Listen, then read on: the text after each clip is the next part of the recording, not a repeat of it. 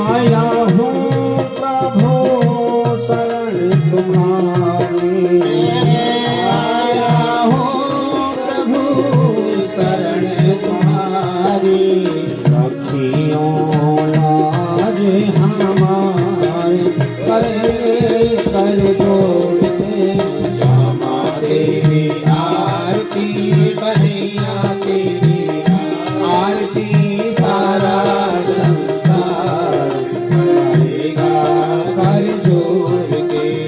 और प्रेम सहित जो आरती गावे, प्रेम सहित जो आरती गावे। राधा माधव के पद पावे, श्री राधा माधव के पद पावे। आवे सुजसे अपार करके कर जोड़ के श्यामा तेरी आरती कन्हैया तेरी आरती सारा संसार करेगा कर जोड़ के। श्यामा तेरी आरती कन्हैया तेरी आरती सारा संसार करेगा कर जोड़ के। श्यामा तेरी आरती कन्हैया तेरी आरती सारा संसार करेगा कर जोड़ के। श्यामा तेरी आरती नंदलाला तेरी आरती सारा संसार करेगा कर जोड़ के। सदाचार्य पर्यंता वंदे श्री गुरु परंपरा। ध्येयं सदा परिभवग्नमभीष्टदोहं तीर्थास्पदं शिवविरिञ्चिनुतं शरण्यं। वृक्षार्तिहं प्रणतपालभवाब्धिपोतं वन्दे महापुरुष ते चरणारविन्दम्। वंशी विभूषित करानवनीरदाभात् पीताम्बरादरुणबिम्ब फलाधरोष्ठात् पूर्णेन्दु सुन्दर मुखादर वृन्दनेत्रात् कृष्णात् परं किमपि तत्त्वमहं न जाने। श्री राधा मेरी स्वामिनी मैं राधे जू को दास। जन्म जन्म मोह दीजिए निज चरणन में वास। बांके बिहारी लाल की जय। जगदाधार जगदाराध्य श्री राधा माधव भगवान कथा के रसिक श्रोता श्री हनुमान जी महाराज, करतुम अकर्तुम सर्वसमर्थ भगवान भूत भावन भोलेनाथ, मंचस्थ आचार्य वृंद कलाकार बंधु, दूर दराज से पधारे भावुक श्रोता वृंद, माताएं बहनें, नन्हे मुन्ने बाल गोपाल, अयोध्या धाम से पधारे श्रीमद् भागवत जी के मुख्य व्यवस्थापक सिद्ध संत श्री राम तो त्यागी जी महाराज, श्री रजनीश जी महाराज और हमारे आज के जजमान श्री माटू सैनी जी। आज आपका पूरा परिवार आप सबने मंच पर पूजन किया। परम सौभाग्य हम आपका रहा। भागवत जी के दिव्य अनुष्ठान में हम लोग सम्मिलित हुए हैं। धीरे धीरे हम उस शिखर को स्पर्श कर रहे हैं। कथा कभी खत्म नहीं होती है, कथा विश्राम लेती है। आज कथा की विश्रामावस्था की तरफ हम आप बढ़ रहे हैं। आज कथा की पूर्णाहुति, कल सुबह हवन यज्ञ भंडारे की व्यवस्था बनाई गई है। आइए हम सब 2-4 बार पावन नाम संकीर्तन तत्पश्चात कथा का आनंद लेंगे। गोविंद मेरो है, गोपाल मेरो है, गोविंद मेरो है, गोपाल मेरो है, गोविंद मेरो है, गोपाल मेरो है, गोविंद मेरो है, गोपाल मेरो है। वो तो चीर चुरैया नंदलाल मेरो है, वो तो चीर चुरैया गोपाल मेरो है, वो तो चीर चुरैया गोपाल मेरो है, वो तो चीर चुरैया गोपाल मेरो है, वो तो चीर चुरैया गोपाल मेरो है, वो तो चीर चुरैया गोपाल मेरो है, वो तो चीर चुरैया गोपाल मेरो है, वो तो चीर चुरैया गोपाल मेरो है। गोविंद मेरो है, गोपाल मेरो है, गोविंद मेरो है, गोपाल मेरो है, गोविंद मेरो है, गोपाल मेरो है, गोविंद मेरो है, गोपाल मेरो है।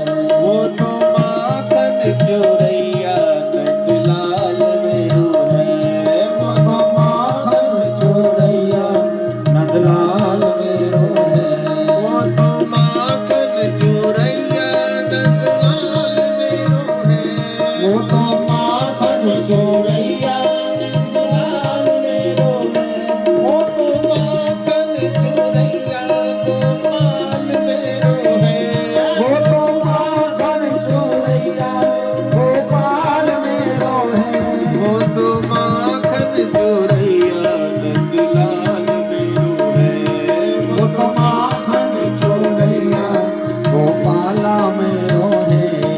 गोविंद मेरो है, गोपाल मेरो है, गोविंद मेरो है, गोपाल मेरो है, गोविंद मेरो है, गोपाल मेरो है। हाँ, गोविंद मेरो है, गोपाल मेरो है, वो तो बंसी बजैया नंदलाल मेरो है, वो तो बंसी बजैया गोपाल मेरो है, वो तो बंसी बजैया गोपाल मेरो है, वो तो बंसी बजैया गोपाल मेरो है, वो तो बंसी बजैया गोपाल मेरो है, वो तो बंसी बजैया नंदलाल मेरो है, वो तो बंसी बजैया नंदलाल मेरो है, वो तो बंसी बजैया गोपाल मेरो है। गोविंद मेरो है, गोपाल मेरो है, हाँ, गोविंद मेरो है, गोपाल मेरो है, गोविंद मेरो है, गोपाल मेरो है, गोविंद मेरो है, गोपाल मेरो है। श्री बांके बिहारी नंदलाल मेरो है, श्री बांके बिहारी नंदलाल मेरो है, श्री बांके बिहारी नंदलाल मेरो है, श्री बांके बिहारी नंदलाल मेरो है। गोविंद मेरो है, गोपाल मेरो है, गोविंद मेरो है, गोपाल मेरो है, गोविंद मेरो है, गोपाल मेरो है, गोविंद मेरो है, गोपाल मेरो है, गोपाल मेरो है, गोपाल मेरो है, गोविंद मेरो है, गोपाल मेरो है। राधा माधव भगवान की जय।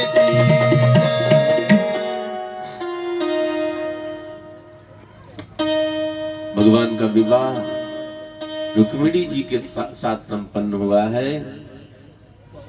परीक्षित जी हाथ जोड़े बैठे हैं, सुखदेव मुनि कथा सुनाए जा रहे हैं भगवान की लीला।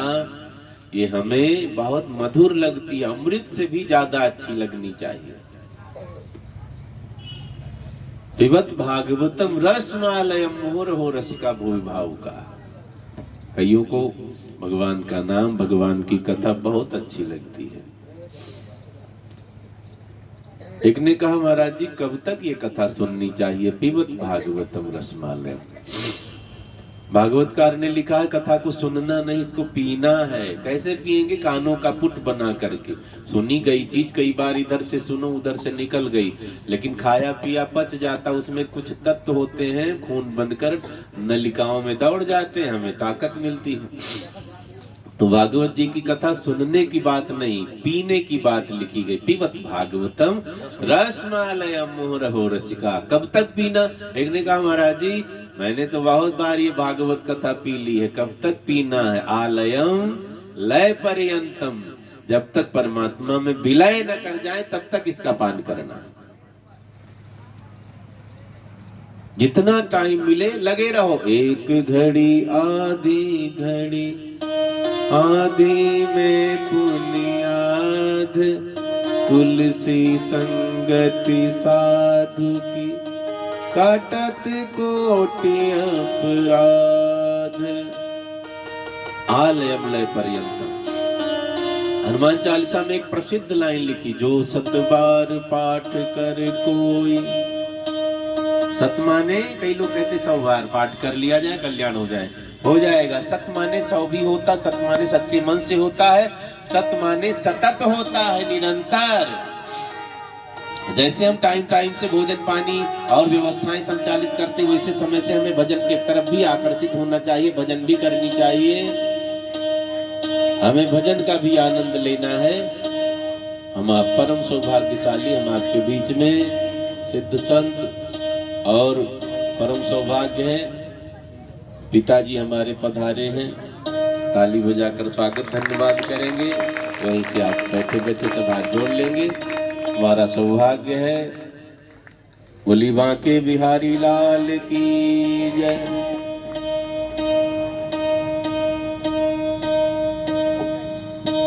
चर्चा आगे बढ़ी। सुखदेव जी ने कहा परीक्षित भगवान का विवाह पहला वाला रुक्मिणी जी के साथ हुआ है। तो लोगों को पता चल गया, नहीं तो पहली बार अगर सुनो 16,108 विवाह तो आश्चर्य होगा, भाई सुनना पड़ेगा इतना विवाह कैसे हो गया। और कई लोग इस पर टीका टिप्पणी भी करते हैं, इतना विवाह भगवान ने क्यों किया? सुनना ध्यान से, इतना विवाह भगवान ने क्यों किया है। कई लोग शौक में विवाह कर लेते हैं, ज्यादा बाद में रोने लग जाते हैं। कई माताएं बहनें बैठी पति धमकी देते हैं, तुझे छोड़ दूंगा दूसरा ब्याह कर लूंगा। तो कह दिया करो छोड़ने की जरूरत नहीं है, मैं भी बारात में चलूंगी, 9 लखा हार बनवाओ बढ़िया वाला मेरे लिए, मैं भी बारात में चलूंगी। हाथ खड़ा कर देंगे, हार नहीं है 9 लखा तो ब्याह भी दूसरा नहीं करना। धमकी दे तो तुरंत रेडी हो जाकर कह दो 1 करोड़ का एक मकान मेरे लिए बनवा दो, ये मकान नई पत्नी को दे देना, और एक 25 लाख वाली कार निकलवा दो, बस हो गया। दूसरा क्या तीसरा चौथा सब करते रहो यार, जितना करना है। भगवान ने इतना विवाह क्यों किया है, इसे हम ध्यान से सुनेंगे। कथा आगे बढ़ी। सुखदेव जी ने कहा, ये कथा कई जगह चल रही है। नैमिषारण्य की धरती पर सूत जी सौनकादि ऋषियों को यही कथा सुना रहे हैं। वही कथा शुक्रताल की पावन धरती पर परीक्षित जी को सुखदेव मुनि सुना रहे हैं। वही कथा मैत्रेय जी सुना रहे हैं। वही कथा हम आप यहाँ बैठकर सुन रहे हैं। कई घाटों पर कथाएं चल रही हैं, कथा वही है, कई घाटों पर कथा चल रही है। सुखदेव मुनि ने कहा भगवान का पहला विवाह रुक्मिणी जी के साथ समय बीता है।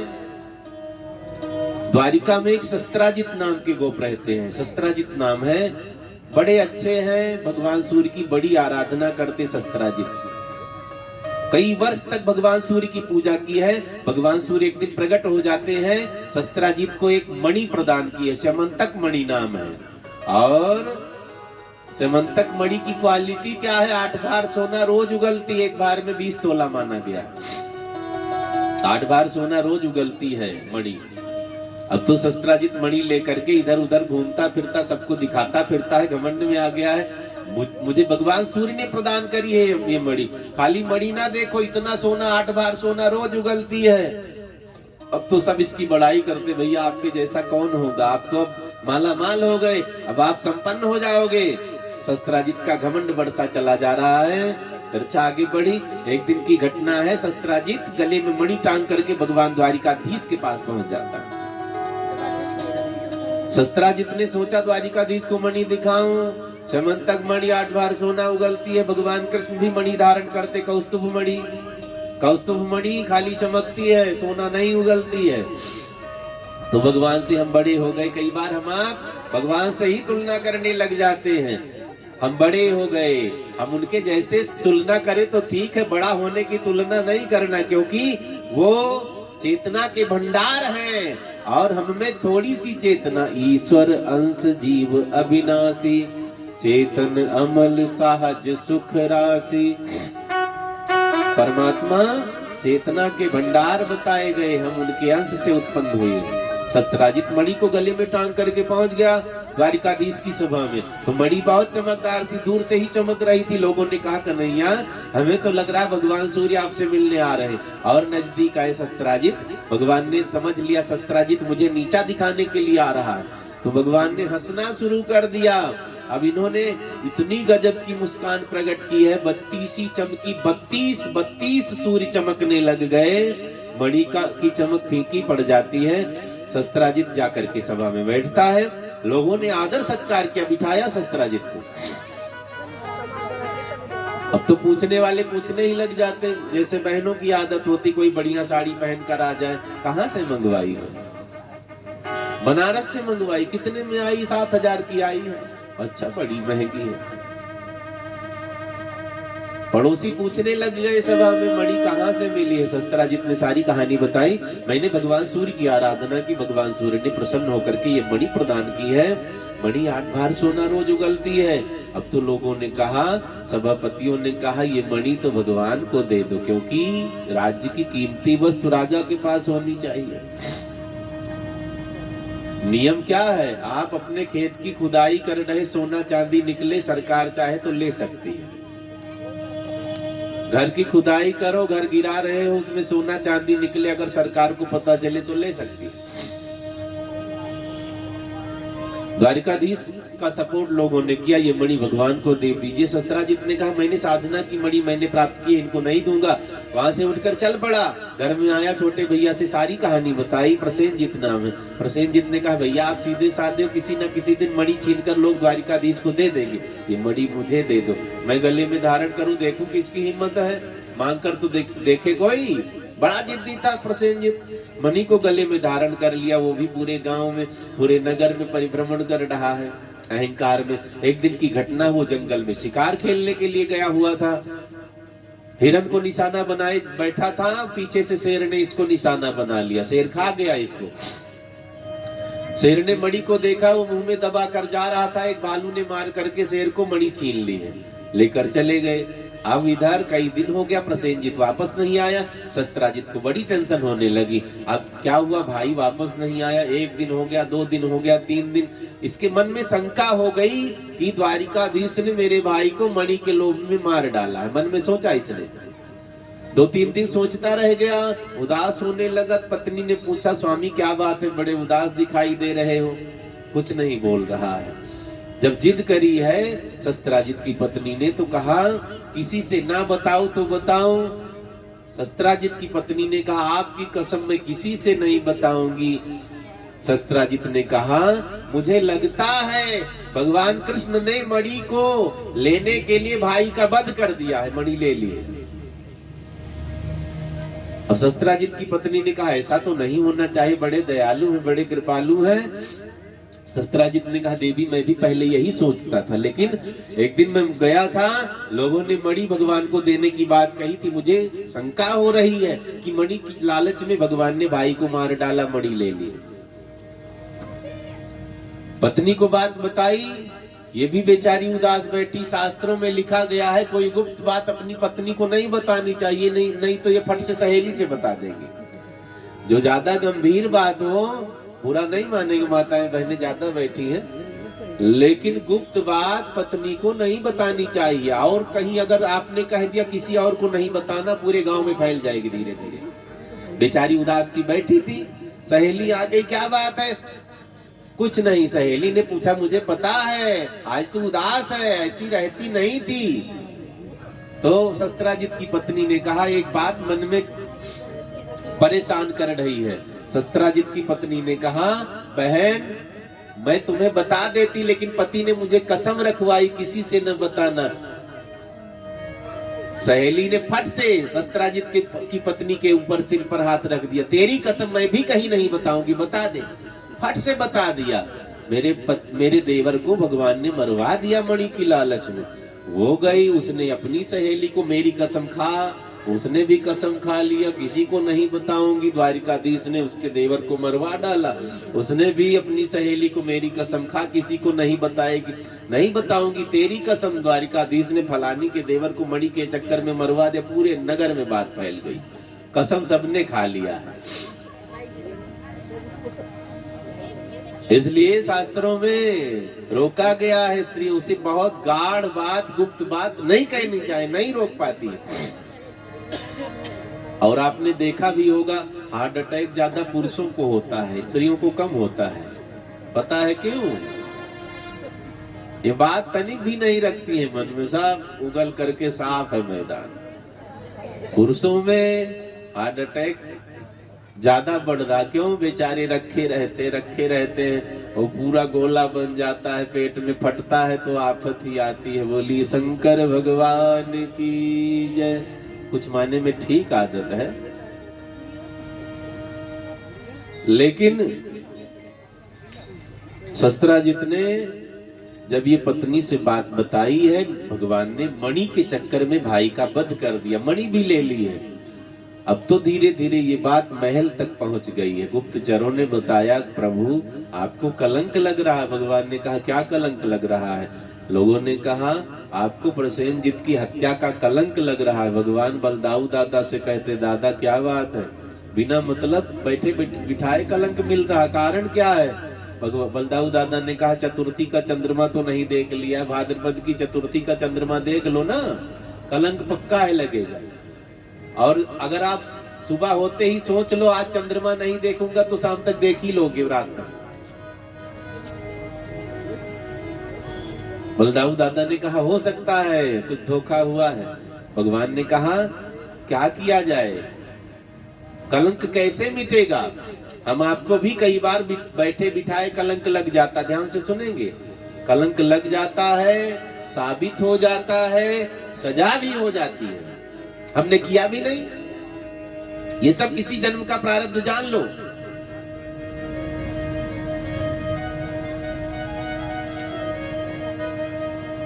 भगवान ने कहा, लड़ने भिड़ने में फायदा नहीं है। मान लो आपको कोई कलंकित कर रहा है ना, तो लड़ना नहीं चाहिए। आजकल तुरंत लड़ने हैं, सच्ची सच्ची करवाने पहुंच जाते हैं। लड़ना भिड़ना नहीं चाहिए। अगर लड़ोगे, तकरार करोगे तो कलंक और बढ़ जाएगा। एकदम चुप हो जाओ और धीरे धीरे पता लगाओ असली बात क्या है। 2-4 महीने में आप तह तक पहुंचेंगे, बात खुल जाएगी। जो कलंक लगाते थे वो आपके सामने शर्मिंदा हो जाएंगे, भाई गलती हो गई, क्षमा कर दो। तो भिड़ने में फायदा नहीं है। भगवान ने बलदाऊ दादा को कहा, हम लोग पता लगाएंगे आखिर हुआ क्या, हमने तो नहीं किया, तो भाई किसी ने तो किया है। हमारा राज्य है, हमारे राज्य में लोग सुरक्षित नहीं, कारण क्या है, हमें पता लगाना है। भगवान ने अब तो खोजना शुरू कर दिया। बलदाऊ दादा बड़ी भारी सेना लेकर पीछे पीछे लगे हैं, गुप्तचर लगे हैं, पूरी द्वारिका में भ्रमण किया है, पता लगाया है, कोई खबर नहीं मिली। बाहर निकले जंगल की तरफ, चलते चलते सुबह से शाम होने को कोई सुराग नहीं मिला। और आगे बढ़े तो अचानक एक जगह हड्डियों का ढांचा पड़ा हुआ है, मनुष्य की हड्डियां, कुछ वस्त्र पड़े हुए हैं। भगवान द्वारिकाधीश ने कहा शस्त्राजित से, देखो तुम्हारे भाई की अस्थि है, कपड़े किसके हैं देखो। अब शस्त्राजित दौड़ पड़ता है, कपड़ों को उठाया, फपक करके रोने लगा, प्रभु मुझे क्षमा कर दो, मेरे भाई के ही कपड़े हैं, ये अस्थियां मेरे भाई की ही होंगी, शेर के पंजे धूली में बने हुए हैं। शस्त्राजित ने बहुत माफी मांगी, प्रभु अब आप वापस चलिए, मैं माफी मांग रहा हूँ, अपनी बात वापस ले रहा हूँ। भगवान ने कहा अभी एक बात सच साबित हुई है, तुम्हारे भाई को मैंने नहीं मारा। अभी दूसरी बात तो अंधेरे में है, मणि नहीं मिली है, मणि का भी कलंक मुझे चोरी का लगा, मैं मणि का भी पता लगाऊंगा। आगे बढ़े, रात होती जा रही है और आगे बढ़े, उनकी व्यवस्था नहीं है, फिर भी चमक निकल रही गुफा से। भगवान ने कहा कुछ ना कुछ तो है इस गुफा में। आगे बढ़े, गुफा के दरवाजे पर सबको भगवान ने रोक दिया है। भगवान ने कहा बलदाऊ दादा मैं अकेले ही अंदर जाऊंगा। बलदाऊ दादा ने कहा अकेले कैसे जाओगे, हम सब अंदर चलेंगे। भगवान ने कहा सबको अंदर नहीं जाना है, खाली मेरा बुलावा है, मैं जाऊंगा। बलराम जी ने कहा आखिर वहां कोई खतरा हो जाए। कोई खतरा नहीं होगा, आपको तो सब पता है, अंदर जामवंत जी इंतजार कर रहे हैं, लेकिन सबको नहीं बताऊंगा। ऐसा करो 15 दिन इंतजार करना, अगर मैं नहीं वापस आया सबको लेकर चले जाना, समझ लेना मैं मारा गया। बलराम जी को इशारा कर दिया, सब आपको पता है बाबा के हाथ में खुजली ज्यादा हो गई है, मिटाने जाना है। अंदर पहुंचे भगवान गुफा में, मणि से एक भालू की कन्या खेल रही है, जामवंती नाम है, ये जामवंत जी की पुत्री है जामवंती। मणि से खेल रही है, भगवान ने दौड़ करके मणि उठाई, लेकर चलने लगे। अब तो जामवंती जी जोर जोर से रोने चिल्लाने लगी। अंदर जामवंत जी गुफा में और आगे बैठे थे, पता कानों में आवाज गई, दौड़ पड़े, क्या हुआ क्या हुआ। लड़की ने कहा मणि को ले जा रहे हैं। जामवंत जी ने दौड़ करके आगे से रास्ता रोक लिया, कौन है आप, यहाँ कैसे आए, मणि को लेकर के जा रहे हैं। भगवान ने कहा इसका कलंक मुझे लगा, मुझे चोरी लगी, मुझे ले जाने दीजिए मणि। जामवंत जी ने कहा ये मेरी बच्ची बहुत प्रसन्न होकर के खेलती है इसके साथ, मैं नहीं दूंगा, मुझे मणि से कोई मतलब नहीं, बच्ची का खिलौना इतना मैं जानता हूँ, मैं नहीं दूंगा। हम आप भी मार्केट जाते, कोई अच्छी चीज दिख जाए खिलौना बच्चों के लिए ले ही आते, कितना महंगा क्यों ना हो। जामवंत जी ने कहा मैंने शेर को मार करके ये मणि हासिल की, मैं नहीं दूंगा। भगवान ने कहा दे दो, इसके चक्कर में मुझे कलंक लगा। जामवंत जी ने कहा अच्छा बताओ कौन हो, कहने लगे द्वारिकाधीश हूँ। जामवंत जी ने कहा कुछ हो, मैं मणि नहीं दूंगा। भगवान ने बहुत निवेदन किया। अब जो ज्यादा पहलवान होते हैं ना, वो बुद्धि नहीं लगाते हैं, वो तो लड़ने भिड़ने की बात मिनट मिनट में करते रहते। आजकल देखो मिनट में लाठी निकल जाती, मिनट में गाली गलौज शुरू हो जाती, तू मैं हम तुमसे कम थोड़ी ना है। बात का परिणाम नहीं सोचते, दरोगा आएंगे 10,000 ले जाएंगे। थोड़ा चुप होने में क्या बिगड़ जाएगा बताओ। कोई ज्यादा बोल रहा तो बोल लेने दो, चुप हो जाया करो। चुप होने में घाटा है कि फायदा बताओ, फायदा है ना। हाँ, जैसे कथा में चुप है, मैं अकेले चिल्ला रहा हूँ, ऐसे हर जगह चुप रहो, सबको चिल्लाने दो पागल कुत्ते की तरह। चुप रहने में बड़ा फायदा है। एक तो ज्यादा टेंशन नहीं बढ़ेगी, जब बातें नहीं होगी तो टेंशन बढ़ेगी ही नहीं। कोई अकेले कब तक गाली देगा, कोई अकेले कब तक तू मैं करेगा, कोई अकेले कब तक झगड़ा करेगा। आप प्रति उत्तर ना करो, वो थक करके वापस चला जाएगा, सीधी बात। भगवान कहते मणि मुझे दे दीजिए। जामवंत जी ने कहा युद्ध करो, मणि ले जाओ, युद्ध करो, जीत लो, मणि लेकर चले जाओ।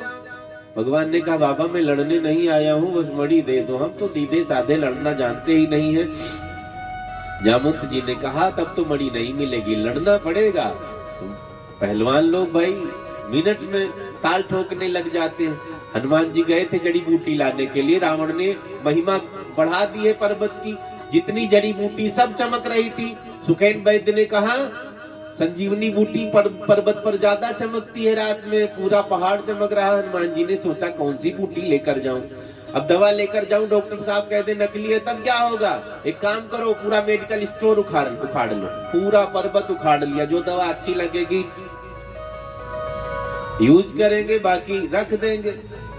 हनुमान जी ने पूरा पहाड़ उठा लिया, जबकि बुद्धिमान भी है और बलशाली भी है। बुद्धिमताम वरिष्ठम ज्ञानी नामग्रगण्यम सकल गुण निधानम। लेकिन बल था ना, बुद्धि नहीं लगाई, उखाड़ लिया पर्वत, लेकर चले आए। जामवंत जी ने घमासान युद्ध ठान दिया भगवान कृष्ण से। युद्ध प्रारंभ हो गया, भगवान तो बस हाथ जोड़ते, जामवंत जी उठाकर पटकना शुरू कर देते। एक दिन युद्ध चला, 2 दिन चला, 15 दिन होने को है। अब इधर भगवान ने सबको कहा था 15 दिन तक इंतजार करना, फिर आप वापस चले जाना। सब के सब वापस चले जाते, रोते बिलखते, लगता किसी राक्षस ने भगवान को मार दिया। गए द्वारिका में, खबर जनाई है भगवान नहीं आए। सातों माताएं बहुत रोती हैं। इधर भगवान युद्ध करते जा रहे हैं। युद्ध 28 दिन तक चला है। जामवंत जी का भगवान का युद्ध 28 दिन तक चला है। अब जामवंत जी जब 25 दिन से ऊपर युद्ध हुआ, जामवंत जी अकेले मार रहे थे, उठा के फेंकते थे, फिर भगवान उठ के बैठते, फिर फेंक देते थे।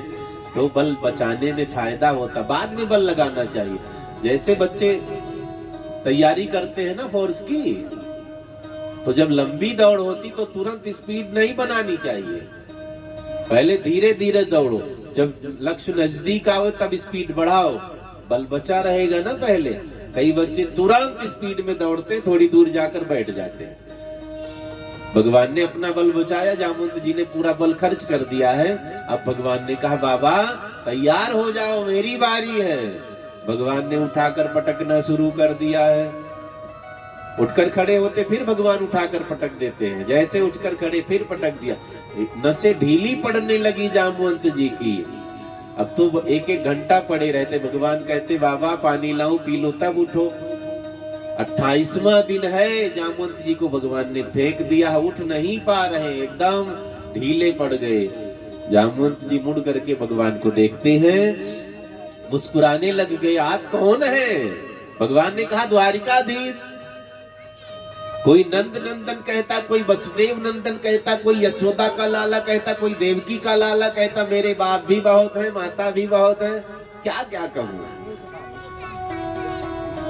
जामवंत जी ने कहा नहीं, मुझे कुछ याद आ रहा है। आप कहीं धनुर्धारी भगवान राम तो नहीं है? हंसने लगे द्वारिकाधीश। बाबा पहचान रहे हो, क्या बात है? जामवंत जी ने कहा भगवान ने मुझे वचन दिया था, राम रावण का युद्ध हुआ था ना। जामवंत जी उस समय महामंत्री हुआ करते थे रामादल में। जामवंत जी ने अंत में कहा, जब पूरी युद्ध समाप्ति की तरफ रहा, जामवंत जी ने कहा प्रभु जितने राक्षस आए, मैंने जिनको एक मुक्का मारा वो उठे नहीं, हाथ की खुजली मिटी नहीं। आपने तो कहा था बड़े बड़े पहलवान राक्षस रहते हैं, हाथ की खुजली मिटेगी, खुजली जस की तस बनी है, अब क्या करूं?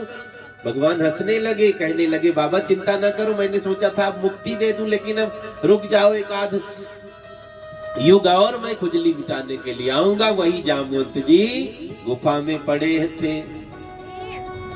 जामवंत जी बहुत पुराने हैं, ये ब्रह्मा जी के अवतार माने गए हैं।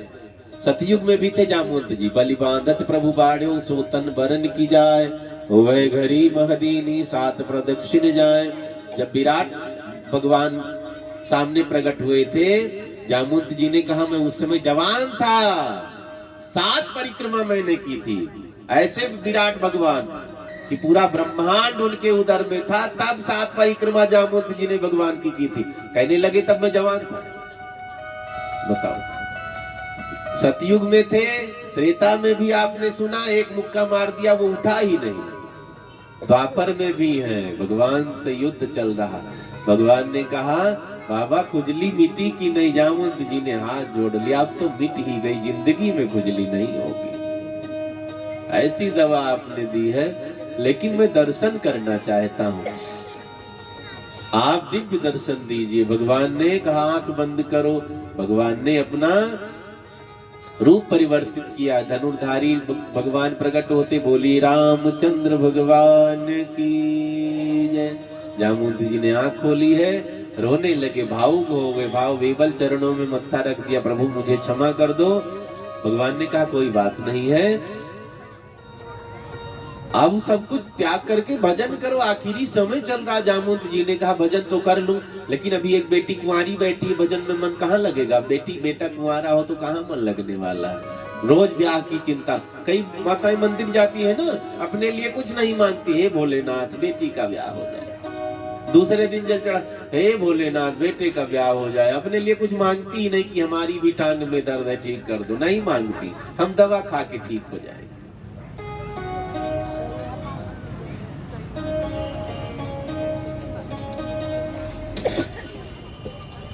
हम दवा खा के ठीक हो जाएंगे, बाकी बच्चों के लिए ही मांग है। ऐसे ही जामुन जी ने भगवान से कहा, कन्हैया बेटी कुंवारी बैठी है। भगवान ने कहा, कहाँ है आपकी बेटी? वही तो है जो मणि के साथ खेला। अच्छा,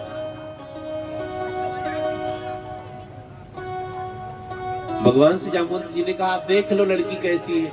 देख लिया, भालू की बेटी कैसी होगी बताओ? हैं? एकदम जामुन जी की तरह है। देखा है जामुन जी को ना, टीवी में देखा है, सेम वैसी है जामुन जी, थोड़ा भी अंतर नहीं, अपने पिता पर गई है एकदम। अब देखो भगवान कितने कृपालु हैं, दयालु। जामुन जी ने कहा, अब इसी का हाथ पीला कर दूं फिर फुर्सत हो जाएगी, आपका भजन करेंगे। भगवान ने कहा, कैसा लड़का चाहे पूछ लो लड़की से। जामुन जी ने कहा, क्या पूछना महाराज, अब लड़का वड़का मैं खोजने के लिए नहीं आपको बात ही करूंगा।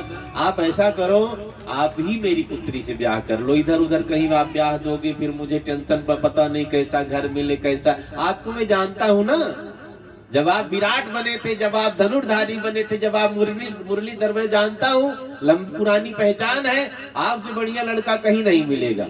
भगवान ने कहा, महाराज अभी जल्दी मेरा एक विवाह हुआ है। जामुन जी ने कहा, ब्याह ये मैं नहीं जानता हूँ, आपको विवाह मेरी पुत्री से करना पड़ेगा, अगर मणि चाहते हो तो। अब बताओ। हाँ, इंगा रख दो। जामुन जी ने कहा, आपको मेरी पुत्री से ब्याह करना पड़ेगा। फंसा दिया भगवान को।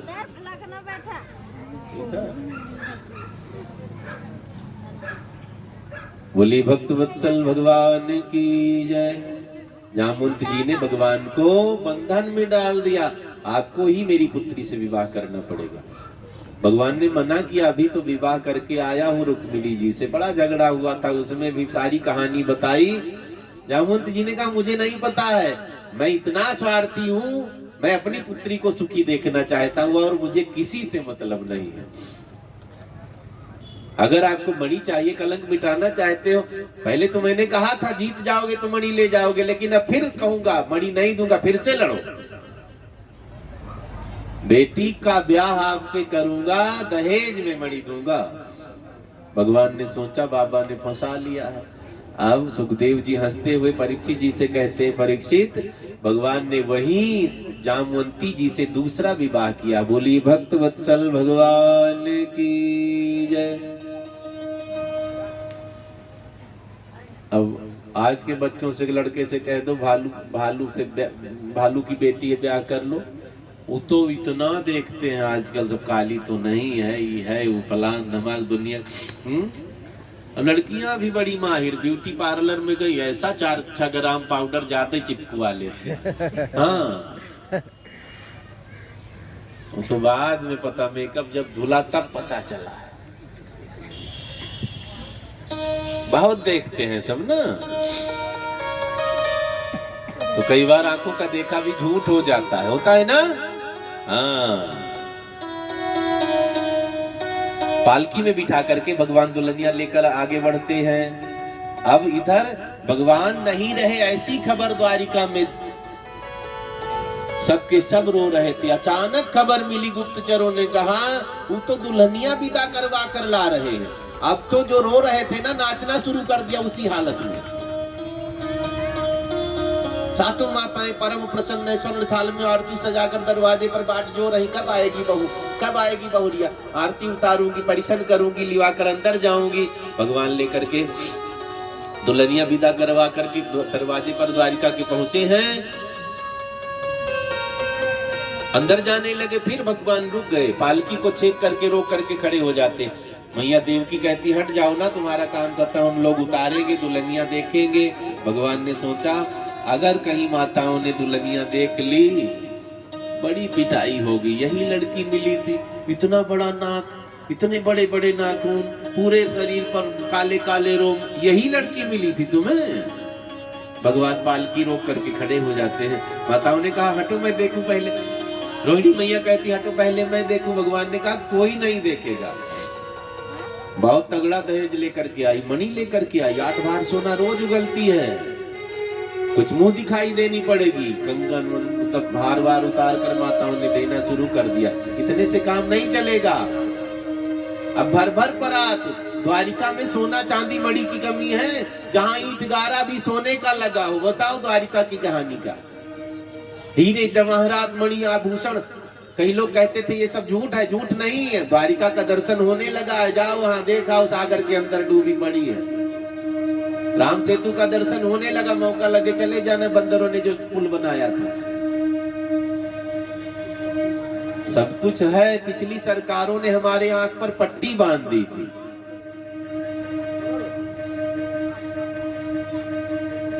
पट्टी भी इतनी जोरदार वो बांध कर चले।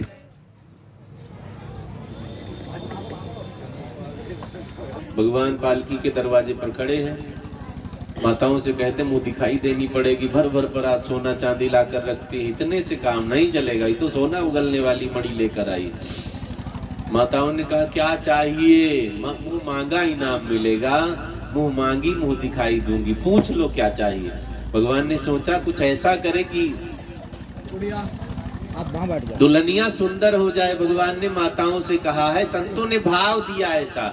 भगवान कहते हैं सातों माताओं से, आप इसको धन दौलत नहीं, सोना चांदी नहीं, थोड़ा सा पुण्य दे दीजिए। एक एक एकादशी व्रत का पुण्य दे दीजिए। पिछले जन्म में जामवंती जी राजकुमारी हुआ करती थी, एकादशी का व्रत नहीं किया था, उस दिन भोजन किया तो दूसरे जन्म में भालू का शरीर मिला। एकादशी महात्म्य में ये कथा आती है। भगवान ने कहा एक एक एकादशी व्रत का पुण्य। माताएं गदगद हो गई, माँ बाप से मांगो तो जान दे देंगे, सारा जीवन का पुण्य दे देंगे। खाली हम ही अजीब है, 1-2 रोटी मांगते हैं, बूढ़े माँ बाप तो निकाल देते हैं घर से, डांट लेते हैं। वे तो सब कुछ देने को तैयार रहते हैं। अभी माँ बाप की किडनी खराब हो, बच्चे नहीं देंगे। बच्चों की कोई किडनी गुर्दा कुछ बिगड़ जाए, पेट फड़वा के निकलवा देगा बूढ़ा बाप, ले राज कर।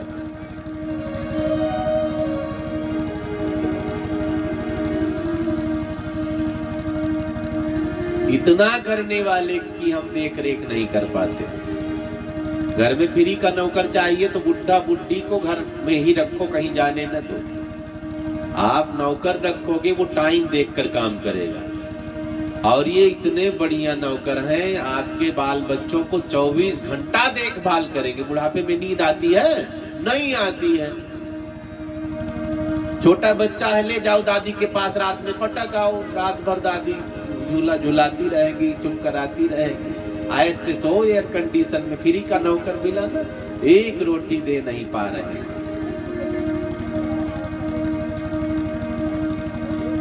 अब कई बहुओं की कहानी क्या बताऊं, यहाँ की बात नहीं है।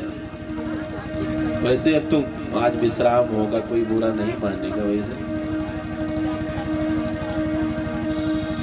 सासू माँ से बड़ी दुश्मनी होती। गुरुजी हंसी में कहा करते थे, जिसको जल्दी निपटाना हो ना, तरीका बताऊं, जिसको जल्दी निपटाना हो। मान लो सासू माँ से बड़ी दुश्मनी है, रोज आप भगवान से प्रार्थना, जल्दी उठा लो इनको, जल्दी उठा लो, मैंने इकट्ठा कर रखा भंडारे के लिए। ये सब ना कहो, उनकी सेवा करनी शुरू कर दो। नहलाना धुलाना, हाथ में ही चाय, हाथ में ही पानी, हाथ में भोजन, मुंह में भोजन करवाओ। हैं? बिस्तर से उठने ना दो। 4-6 साल तक तो सासू माँ सोचेगी बड़ी सेवा, बड़ी सेवा, बड़ी सेवा। अचानक हॉस्पिटलाइज होगी, डॉक्टर ने रिपोर्ट दी है सब खत्म हो गया अंदर से, 6 महीना और सेवा कर लो बस। तो जिसको निपटाना हो ना, उससे काम ना लो, उसको बिठा दो तो वो बैठ ही जाएगा। आजकल की कहानी गजब है। गांव में तो कुछ ठीक है, शहरों में तो हद हो गया है। सासू माँ 4 बजे जो करके झाड़ू पोछा, चाय नाश्ता, टिफिन तैयार करके बच्चे को भेज दिया स्कूल, अपने बच्चे को भेज दिया ऑफिस, बहू को 9 बजे बिस्तर पर चाय दे दी, बेचारी सो रही है, अभी जगा कर चाय भी दे आई। तो सासू माँ तो समझ लो जिम जा रही है, स्लिम बॉडी है एकदम, बहुरिया 2.5 क्विंटल की हो गई है। जो रोग सासू माँ को बुढ़ापे में होना चाहिए वो 25-30 साल की उम्र में सब बहू को हो गया, पहले कौन निपटेगी बताओ?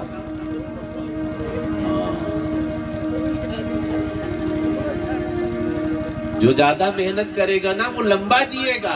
जो दिमाग ज्यादा तेज करके काम चोरी करेगा, सासू माँ निपटा लेती है, बुढ़ी सब कर लेती तो ठीक, तो बुढ़ी तो और जिंदा रहेगी, मूंग दलेगी कम 100 साल तक सिर पर, जान लो। बोली शंकर भगवान की जय। तेरी मंद मंद मुस्कनिया पे बलिहार प्यारे जो, बलिहार प्यारे जो। तेरी मंद मंद मुस्कनिया पे, तेरी मंद मंद मुस्कनिया पे बलिहार प्यारे जो, बलिहार प्यारे जो। तेरी मंद मंद मुस्कनिया पे, तेरी मंद मंद मुस्कनिया पे बलिहार प्यारे जो, बलिहार प्यारे जो।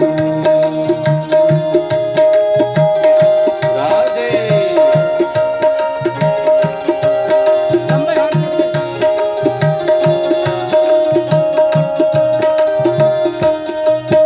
तेरे बाल बड़े घुंघराले लगते हैं काले काले, तेरे बाल बड़े घुंघराले लगते हैं कारे कारे। तेरे बाल बड़े घुंघराले लगते हैं काले काले, मेरे बाल बड़े घुंघराले लगते हैं कारे कारे। घायल की पैंजनिया पे बलिहार प्यारे जो, बलिहार प्यारे जो। तेरी मंद मंद मुस्कनिया, तेरी मंद मंद मुस्कनिया, बलिहार प्यारे जो, बलिहार प्यारे जो। जय जय।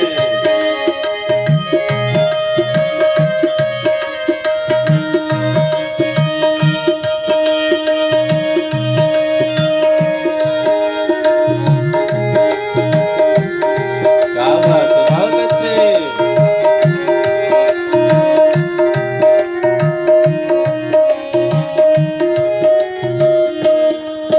तेरी चाल अजब मतवारी लगती है प्यारी प्यारे, तेरी चाल अजब मतवारी लगती है प्यारी प्यारी।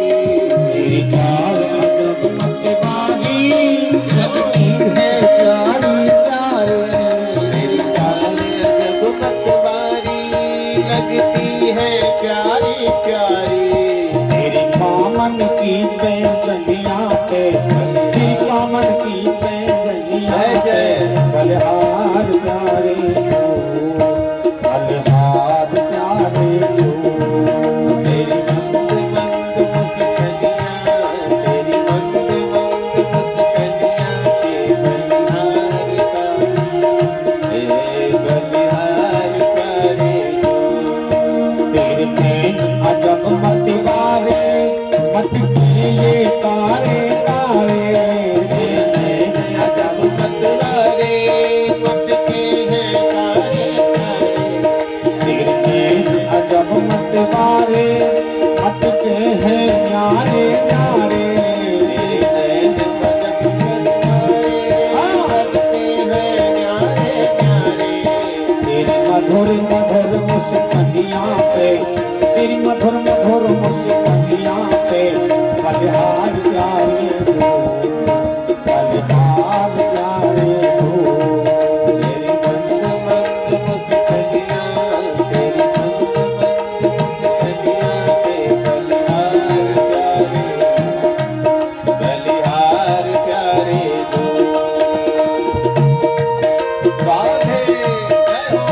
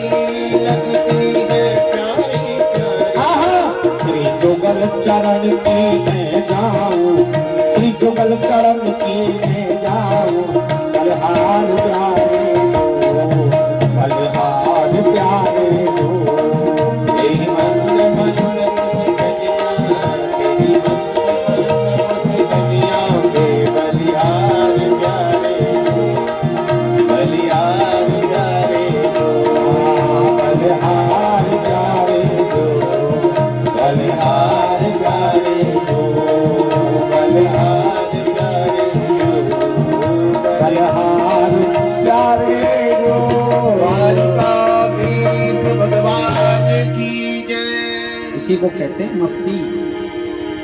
जय हो। नहीं आप लोग ताली बजाना जानते हो, भजन पहचान नहीं जानते। नहीं, गोपी जोरदार थी दोनों।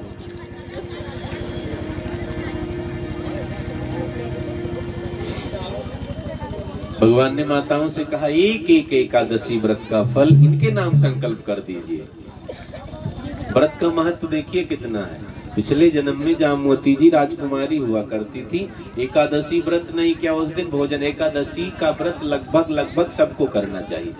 बच्चों और बूढ़ों को छोड़ देना है। बुढ़ापे में भी ज्यादा नियम नहीं बताया गया, बच्चों के लिए भी कोई नियम नहीं बताया गया। लेकिन जब हम समझदार हो जाएं तो सारा नियम करना चाहिए, तभी हम तरक्की करेंगे, तभी हम आगे बढ़ेंगे। एकादशी व्रत बिना पूछे सबको कर लेना चाहिए। एकादशी के दिन पाप का वास अन्न में हो जाता है। अब संतों ने थोड़ा व्यवस्था परिवर्तित की है, कुछ छूट दे दी है। सबने कहा महाराज अन्न में पाप का वास हो जाएगा तो बच्चे बूढ़े क्या करेंगे, कहने लगे चावल न खाएं। तो ये बड़े बूढ़ों के, बाकी अन्न ग्रहण एकादशी के दिन नहीं करना चाहिए, सबको बताया गया। बड़े बूढ़े और बच्चों के लिए चावल ना खाने की व्यवस्था बताई गई और अन्न खा सकते हैं। तो बन पड़े हमें जरूर एकादशी व्रत करना चाहिए। वैसे 2-4 लोग करते भी होंगे ना, कितने लोग करते, हाथ उठाओ। ये तो पूरा भैंसी एकादशी व्रत कर रहा है। तो पहले से ही वृंदावन बनाए बैठे, हम लेट में आए, क्षमा करना।